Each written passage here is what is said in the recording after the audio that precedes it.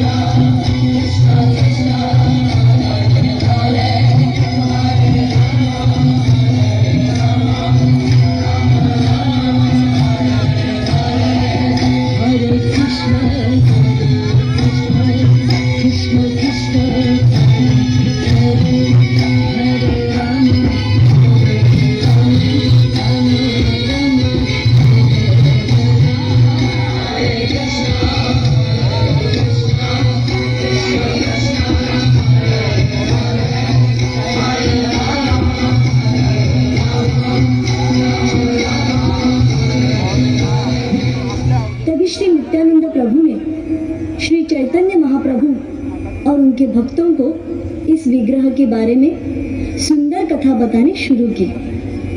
वे बोले,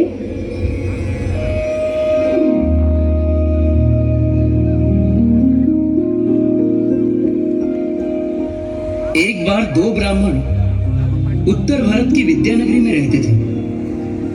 उनमें से एक आयु में बड़े बूढ़े और बड़े धनवान थे। उनका नाम था राम नारायण। और दूसरा ब्राह्मण जवान था लेकिन गरीब था। उसका नाम था रघु।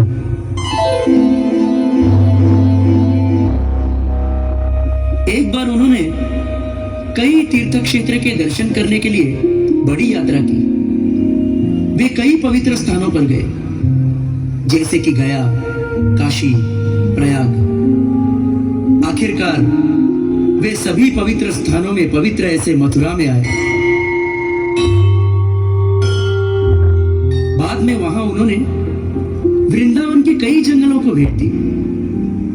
सभी पवित्र स्थानों में स्नान किए, सभी मंदिरों को भेंट दी। ऐसी सभी जगहों को देखा जहां पर भगवान श्री कृष्ण ने अपनी अद्वितीय लीलाएं की थी।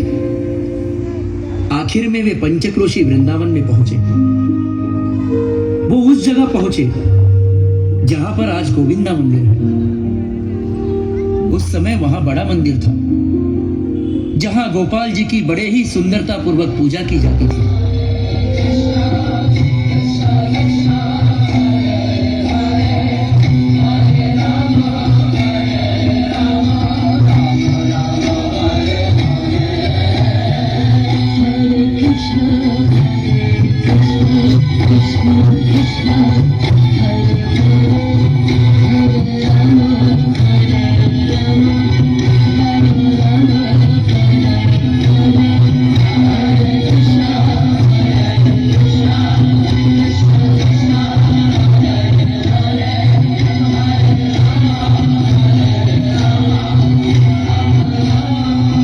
गोपाल जी की सुंदरता ने उनके मन को चुरा लिया।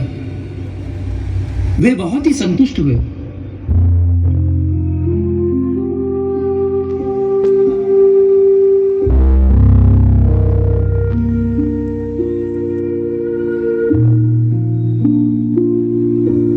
उस जगह वे 3-4 दिन रुके। सारी यात्रा में रघु ने राम नारायण की बहुत ही सेवा की। उसकी सेवा से राम नारायण बहुत ही संतुष्ट हुए। मेरे प्यारे दोस्त रघु, हमारे इस यात्रा में जहाँ हम कई पवित्र स्थानों पर गए। तुमने मेरी कितनी अच्छी सेवा की, मेरा कितना ख्याल किया, बड़े ही भक्ति पूर्वक मेरी सेवा की। मुझे एक बार भी किसी भी तरह की परेशानी महसूस नहीं हुई। केवल तुम्हारी वजह से, तुम्हारी कृपा से मुझे यात्रा के समय बिल्कुल थकान महसूस नहीं हुई। मेरा बेटा भी मेरी इस तरह से सेवा नहीं करता। इसीलिए मैं सोच रहा था कि यदि मैं तुम्हारा कोई सम्मान नहीं करूंगा तो मैं तुम्हारे प्रति बेईमानी करूंगा। मेरे प्रिय रघु, मैं मेरी बेटी का विवाह तुमसे कर तुम्हारे प्रति कृतज्ञता व्यक्त करना चाहता हूं। कृपया कृपया मेरा यह प्यार भरा उपहार स्वीकार करो। लेकिन लेकिन प्रभु जी, ये नामुमकिन है। आप ऐसी बातें कर रहे हैं जो कि संभव ही नहीं। ये कैसे संभव है? आप तो बहुत विद्वान पंडित हो, बड़े ही सदन परिवार से हो। नहीं नहीं रघु, लेकिन मैं तो बड़े ही सीधे साधे और गरीब परिवार से हूं, ज्यादा पढ़ा लिखा भी नहीं। नहीं, मैं आपकी बेटी का पति बनने के लायक नहीं। मैंने तो आपकी सेवा बस भगवान कृष्ण की संतुष्टि के लिए की थी। कहते हैं कि ब्राह्मण की सेवा करने से भगवान कृष्ण संतुष्ट होते हैं, और जब भगवान कृष्ण संतुष्ट होते हैं तो अपनी भक्ति और बढ़ती है और बढ़ती है। नहीं नहीं, कृपया मेरा विश्वास करो। मैं मेरी बेटी तुम्हें दान में देना चाहता हूं और मैंने यह तय कर लिया है। इस प्रकार से मैं मेरा प्यार जताना चाहता हूं रघु। लेकिन आपके समाज का क्या? आपके परिवार के सदस्यों का क्या? वो कभी ये नहीं चाहेंगे कि मुझ जैसा अनपढ़ आपके परिवार का सदस्य बने। जरा याद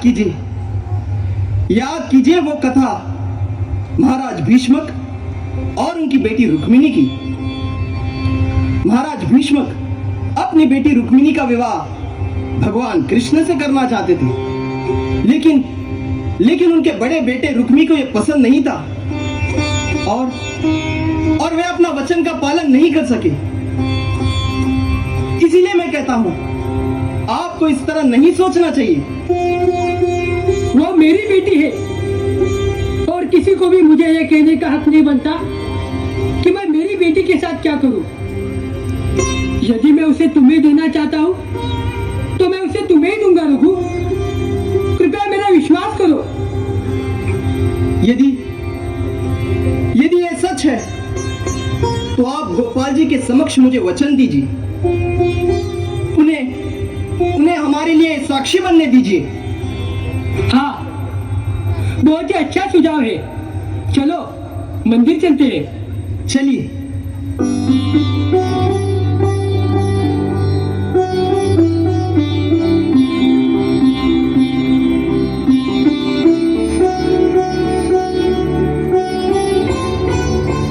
मेरे प्रिय भगवान गोपाल, कृपया हमारे लिए साक्षी बनिए। मैंने इस युवक रघु को यह वचन दिया है कि मैं मेरी बेटी का विवाह इससे कराऊंगा। हे गोपाल, यदि इस वचन को निभाने में कोई कठिनाई आए तो मैं आपको साक्षी देने बुलाऊंगा। कृपा कर आप साक्षी देने अवश्य आइए।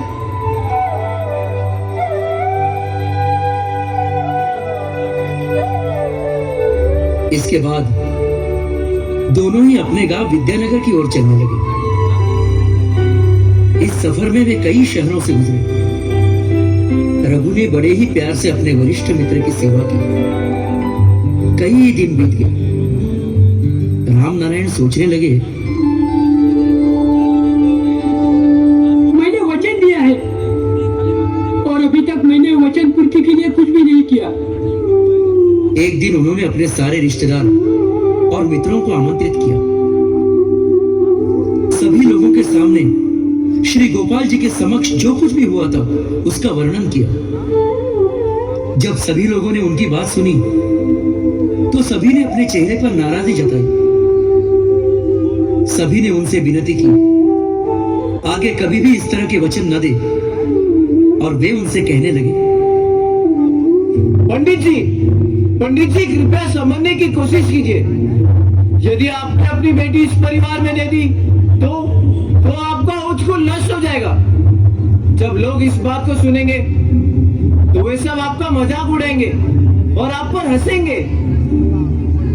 लेकिन मैं अपने वचन को कैसे छोड़ सकता हूँ जिसे मैंने वृंदावन जैसे पवित्र स्थान पर दिया था। अब चाहे कुछ भी हो जाए, मुझे मेरी बेटी का दान देना ही पड़ेगा। नहीं, ये नामुमकिन है।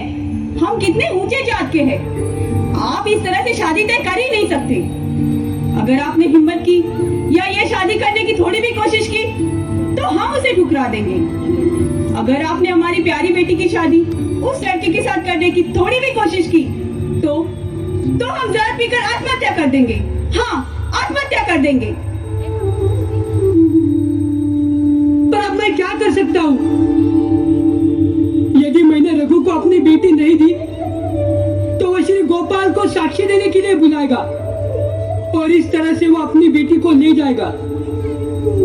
यदि ऐसा होता है तो मेरे धार्मिक मूल्य अर्थहीन हो जाएंगे।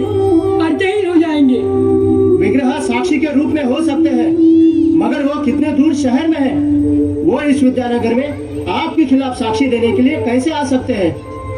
आप इसकी चिंता मत कीजिए। यदि कोई आपको इसके बारे में पूछे तो आपको झूठ बोलने की कोई जरूरत नहीं। आपको सिर्फ इतना कहना है कि मुझे कुछ याद नहीं, बाकी सब मैं संभाल लूंगा। अगर आपने आपकी बेटी की शादी उस लड़के से की तो हम आपसे रिश्ता तोड़ लेंगे। हाँ, रिश्ता तोड़ लेंगे। देखते हैं कैसे शादी कराते हैं। चलिए। हाँ, वो कितने नीची जात का है और हम कितने उच्च जात के हैं। हम ऐसा होने नहीं देंगे। हाँ, नहीं होने देंगे। चलिए।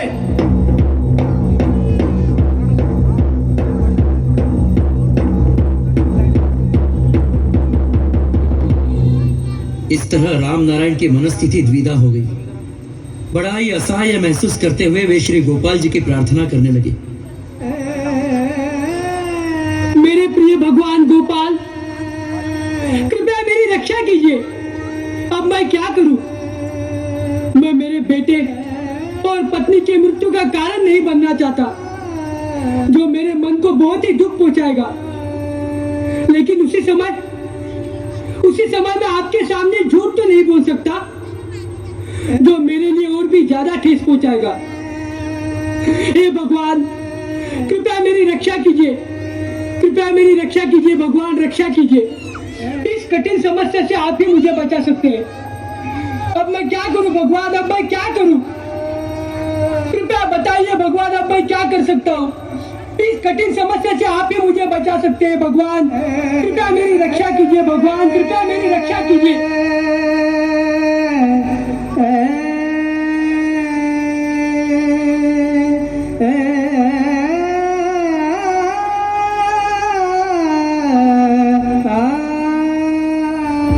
यदि ये सच है तो आप गोपाल जी के समक्ष मुझे वचन दीजिए, उन्हें हमारे लिए साक्षी बनने दीजिए। अगर आपने हमारी प्यारी बेटी की शादी उस लड़के के साथ करने की थोड़ी भी कोशिश की तो हम आत्महत्या कर देंगे।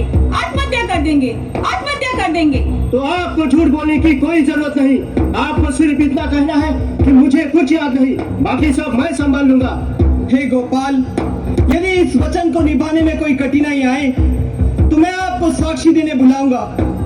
आप कृपा कर साक्षी देने अवश्य आइए। अगर आपने आपकी बेटी की शादी इस लड़के से की तो हम आपसे रिश्ता तोड़ लेंगे। हाँ, रिश्ता तोड़ देंगे। देखते हैं कैसे शादी कराते हैं। चलिए। हमारी प्यारी बेटी की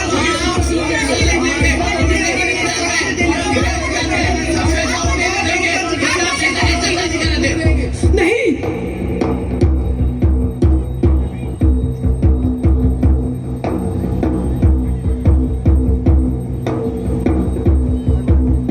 और एक दिन रघु राम नारायण के घर आ पहुंचा। प्रभु जी, कृपया मेरा सम्मान पूर्वक दंडवत स्वीकार कीजिए। आप कैसे हैं प्रभु जी? आपकी तबीयत कैसी है?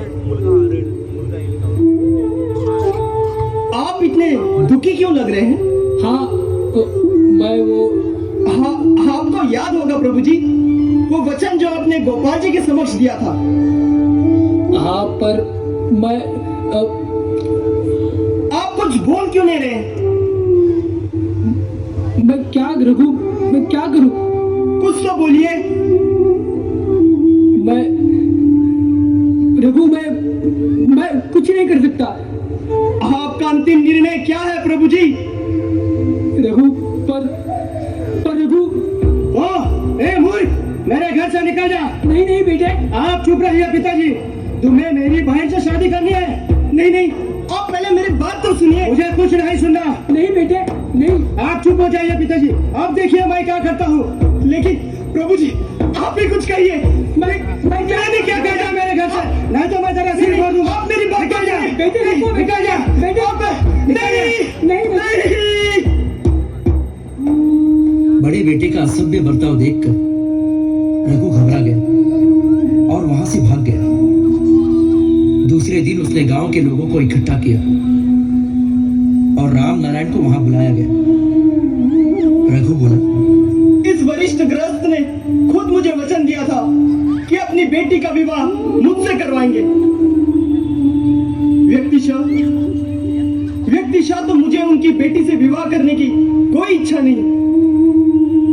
मैं तो भगवान कृष्ण का आत्मसंतुष्ट भक्त हूं। मुझे तो इस दुनिया में किसी भी चीज की कोई जरूरत नहीं। लेकिन इन्होंने वचन दिया था और मुझे डर है कि यदि इन्होंने अपने वचन का पालन नहीं किया तो इनका आध्यात्मिक जीवन नष्ट हो जाएगा। आपने इस आदमी को अपनी बेटी देने का वादा किया था या नहीं? मुझे कुछ याद नहीं। मुझे समझ में नहीं आ रहा कि ये जवान लड़का क्या कह रहा है। मैं ये जवान लड़का चोर है जो मेरे पिताजी के साथ सफर कर रहा था, जिनके पास बहुत सारा पैसा था। इसने मेरे पिताजी को धातुरी नामक जहर खिलाया। नहीं बेटे, पर हाँ बता रहा हूँ पिताजी। फिर वो जहर खाने के बाद वे पागल हो गए। फिर इसने उनके सारे पैसे चुराए, उन्हें गालियां भी दी और अब मेरी बहन को चुराने के लिए नई कथा बना रहा है। क्या आप ये सह सकोगे? अब तुम्हें क्या कहना है इस बारे में? इन्होंने गोपाल जी के समक्ष वचन दिया था, वे साक्षी हैं। तो क्या तुम तुम्हारे साक्षी को यहाँ ला सकते हो? हाँ, मैं गोपाल जी को यहाँ साक्षी देने बुलाऊंगा। मैं उन्हें अवश्य बुलाऊंगा। अच्छा, तो हम एक सौदा करेंगे। यदि तुम श्री गोपाल जी को साक्षी देने के लिए बुलाओगे तो मैं मान लूंगा कि मैंने तुम्हें मेरी बेटी देने का वचन दिया था। पर अभी मुझे कुछ याद नहीं। तो मैं मंजूर करता हूँ। यदि यह विग्रह वृंदावन से विद्यानगर साक्षी देने के लिए आते हैं तो मैं वचन देता हूँ कि मैं मेरी बहन की शादी इस नीच जाति के लड़के से कराऊंगा। यदि ये सच है तो कृपा कर आप इस कागज पर लिख कर दे, जिससे बाद में आप आपके शब्द न बदले।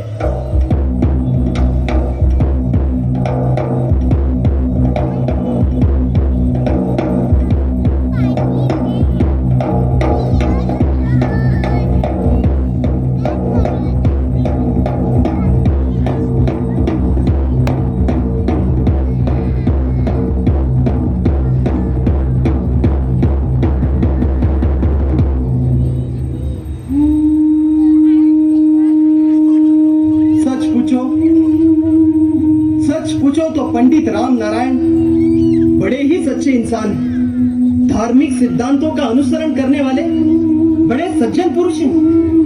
उनका ये वचन तोड़ने का कोई इरादा नहीं था, लेकिन उन्हें डर था कि कहीं उनके परिवार के सदस्य आत्महत्या न कर बैठे। इसलिए उन्होंने सत्य का साथ छोड़ दिया। मैं इस ब्राह्मण की धर्म निष्ठा को समक्ष रखकर परम पुरुषोत्तम भगवान को साक्षी देने अवश्य बुलाऊंगा और इस तरह मैं उनके सत्य वचन को अबाधित रखूंगा।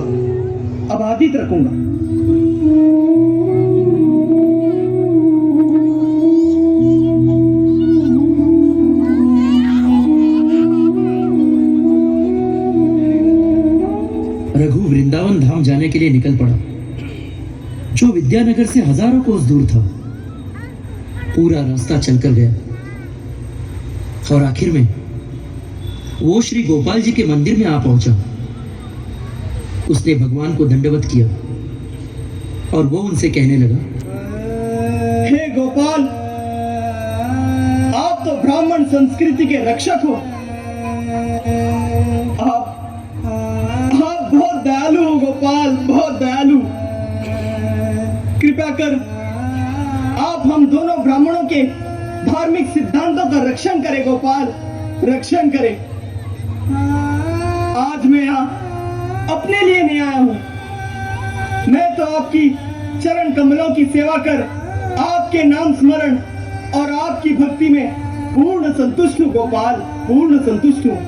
और पंडित राम नारायण वो तो बड़े ही सज्जन पुरुष हैं, आपके अच्छे भक्त भी हैं, परंतु जब कोई भक्त अप्रामाणिक होता है तो उसकी भक्ति में बाधाएं आती हैं। आज मैं यहाँ एक ही मकसद से आया हूँ, उन्हें झूठ बोलने से बचाने के लिए। आप ही देखिए गोपाल, यदि इस समय वो सत्य बोलते हैं तो उनके परिवार के सदस्य आत्महत्या कर देंगे। इसलिए आज उनकी ऐसी स्थिति हो गई है कि उन्हें असत्य का साथ देना पड़ रहा है। मैं उनका प्यारा दास हूँ, उनकी धार्मिक सिद्धांतों का रक्षण करना चाहता हूँ। आपके प्रति उनका जो भक्ति भाव है उनका रक्षण करने आया हूँ। इसलिए कृपा कर आप विद्यानगर चलिए गोपाल, आप विद्यानगर चलिए गोपाल, आप विद्यानगर चलिए और मेरे मित्र के वचन के प्रति साक्षी दीजिए गोपाल, साक्षी दीजिए गोपाल। जय जय नंद यशोदा दूला गिरिवरधारी गोपाल।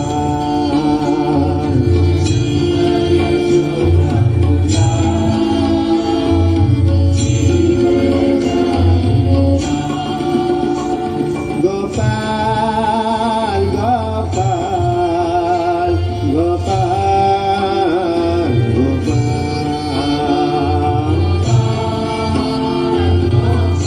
मेरे मित्र के वचन के प्रति साक्षी दीजिए गोपाल, साक्षी दीजिए गोपाल। जय जय नंदा यशोदा दूला गिरिवरधारी गोपाल।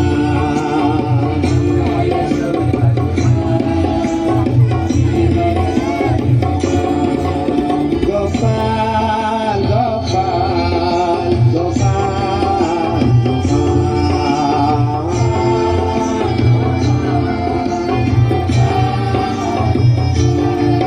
गोपाल गोपाल गोपाल।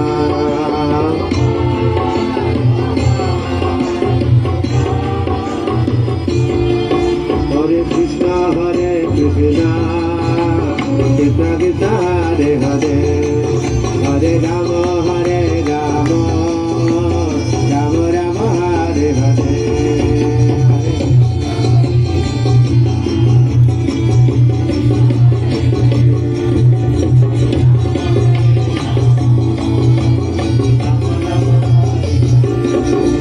हरे कृष्ण कृष्ण कृष्ण हरे हरे, हरे राम राम राम हरे हरे हरे। हरे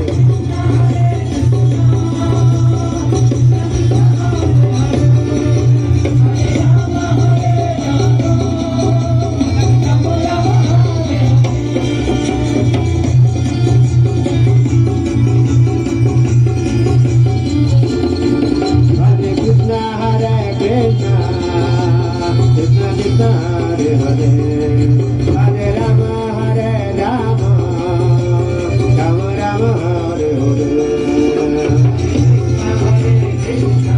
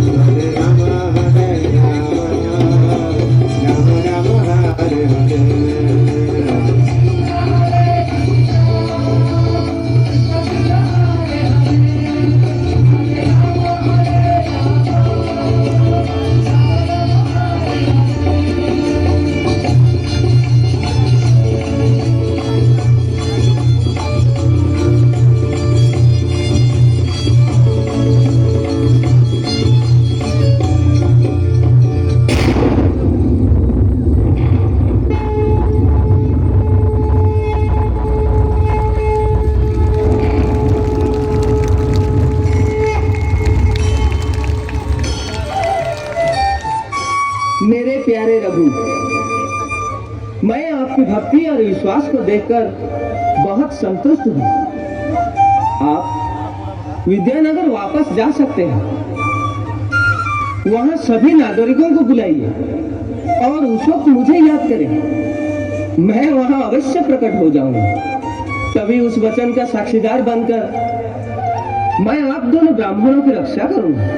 परंतु गोपाल, यदि आप इस रूप में वहां आए तो वे मेरा विश्वास नहीं करेंगे। यदि आप चतुर्भुज नारायण के रूप में भी आए तो भी वे मेरा विश्वास नहीं करेंगे, क्योंकि मैंने उन्हें कहा है कि वो गोपाल जी हैं जो साक्षीदार हैं। इसलिए कृपा कर आप विद्यानगर चलिए गोपाल, आप विद्यानगर चलिए, आप विद्यानगर चलिए। परंतु प्यारे रघु, मेरे आने की अपेक्षा आप कैसे कर सकते हैं? मैं तो विग्रह हूँ, मंदिर में रहता हूँ। कभी आपने सुना है कि विग्रह एक जगह से दूसरी जगह चल के गए हैं? मैं वहां नहीं आ सकता रघु, मैं वहां नहीं आ सकता। लेकिन भगवान, आप मेरे संग बात कर रहे हैं। यदि आप बात कर सकते हैं तो आप चल भी सकते हैं गोपाल, आप चल भी सकते हैं। विग्रह को कभी किसी ने बात करते हुए सुना है? गोपाल, यदि आप बात कर सकते हैं तो आप मेरे संग चल भी सकते हैं गोपाल, चल भी सकते हैं, चल भी सकते हैं गोपाल, चल भी सकते हैं। ठीक है प्यारे रघु, मेरे प्रति आपका जो प्यार है वो देख के मैं हार गया। मैं आप पर बहुत संतुष्ट हूँ। मैं आपके साथ विद्यानगर अवश्य चलूंगा। परंतु एक बात ध्यान रखना रघु, जब तक हम विद्यानगर पहुंच नहीं जाते आप मुझे पीछे मुड़कर नहीं देखोगे। मेरे पैरों में बांधे हुए घुंघरुओं की आवाज सुनकर आपको पता चलेगा कि मैं आपके पीछे पीछे चल रहा हूं। यदि आपने पीछे मुड़कर देखा तो मैं वहीं पर स्थिर हो जाऊंगा रघु। और एक बात, प्रतिदिन आप 1 किलो चावल पकाओगे जो मैं ग्रहण करूंगा। हाँ, मुझे मंजूर है गोपाल, आप मेरे साथ चलिए। आइए। पीछे मुड़कर नहीं देखना है रघु। हाँ गोपाल,